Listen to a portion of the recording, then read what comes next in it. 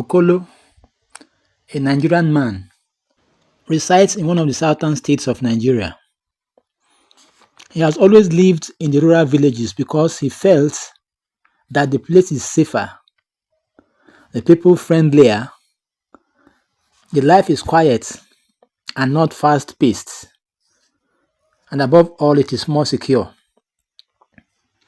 Unlike the type of life you get in cities like Lagos, Okolo teaches in a government funded school. The pay, though small, but he augments from sales from his farm produce.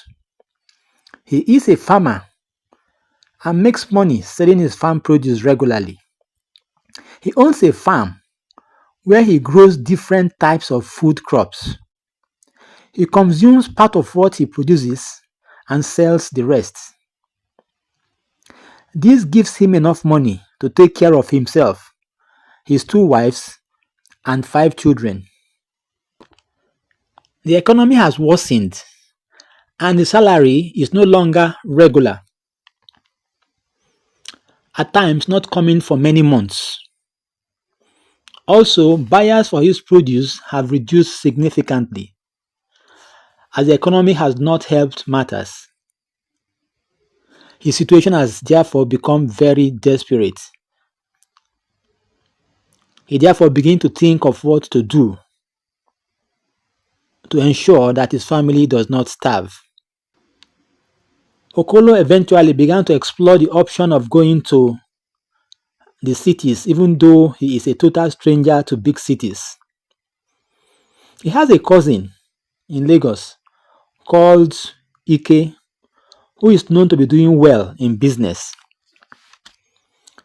The only snag is that he does not know the nature of his business, even though he is said to be living a life of affluence back there in Lagos.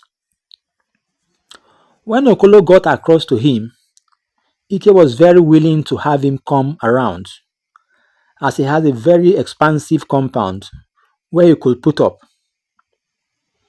And off to Lagos he went after resigning his job.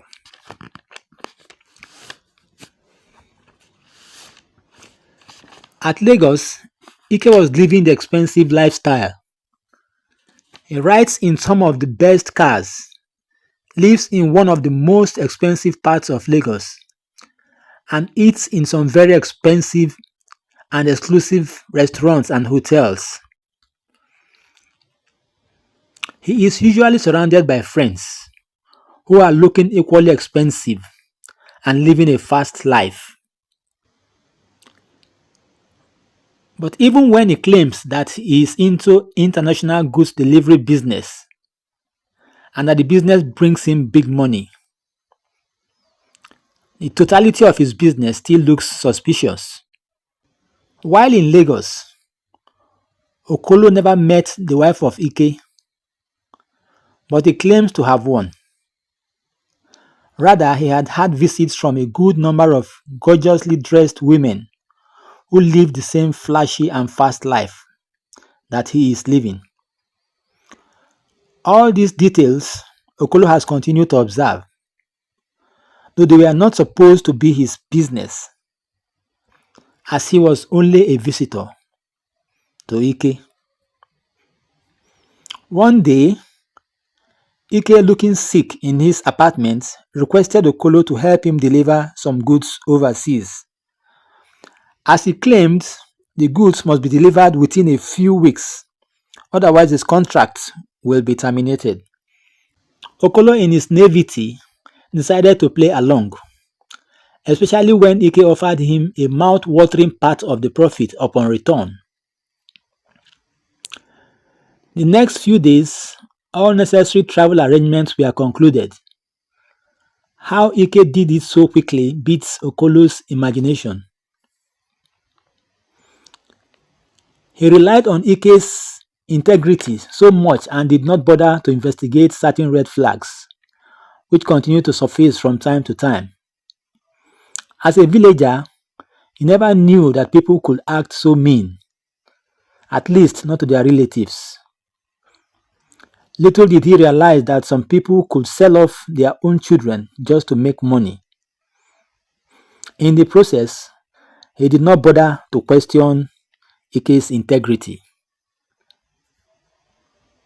He kept depending on the fact that Ike is a close relative and that Ike may not do anything untoward to him.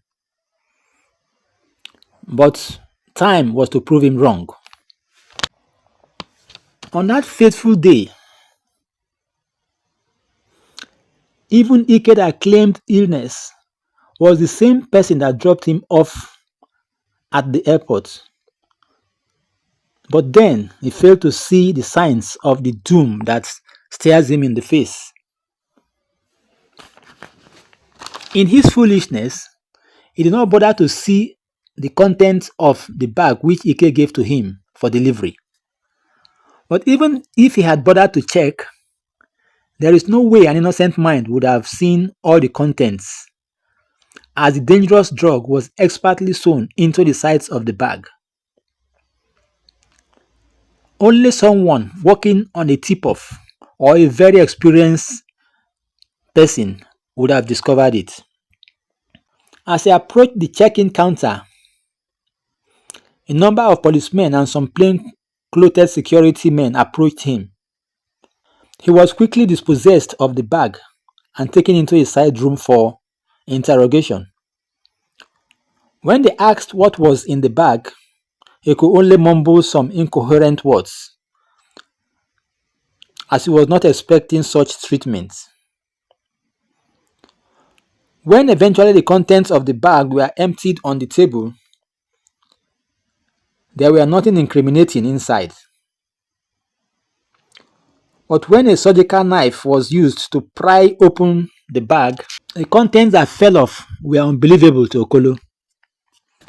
He almost passed out, but was brought back to life by the cold feel of the handcuff that was being placed on his wrists. At that point, he felt his world collapsing. He thought of his wife and children, but nothing made sense anymore. Everything was just happening at the same time. He was shocked and confused. He had heard stories like this before and had ignored them. He never thought it could happen to him. It was a scene right from a movie set, but it was happening to him in real life. He was eventually charged to court. He contacted another cousin of his who lived somewhere in Lagos. This cousin now helped him to secure a lawyer who defended him. The lawyer was able to prove his innocence and naivety to the judge, and he got his long jail term substantially reduced. He was eventually sent to do his term in prison. While in prison, he was of good and excellent behavior. This behavior got to the attention of the authorities through the help of an NGO, and he got another reprieve in his jail term. When he was eventually released, his first thought was to go and confront Ike, but he eventually thought against it. Such visits may just bring up some very unpleasant consequences, which he did not bargain for. He decided to go back straight to the village, determined never to be fooled again. He then went back quietly to his farm, having learned his lessons the bitter way. He was later to hear that Ike had been arrested in some foreign country for a number of serious offenses, and that he is now facing a very long jail term in the bargain. It shows the fact that not all that glitters in life is gold. Thank you for listening. You may have some comments to make. Please make those comments on the comment section of this video. Such comments help us improve the quality of our video. Thank you once again and have a good day. Bye.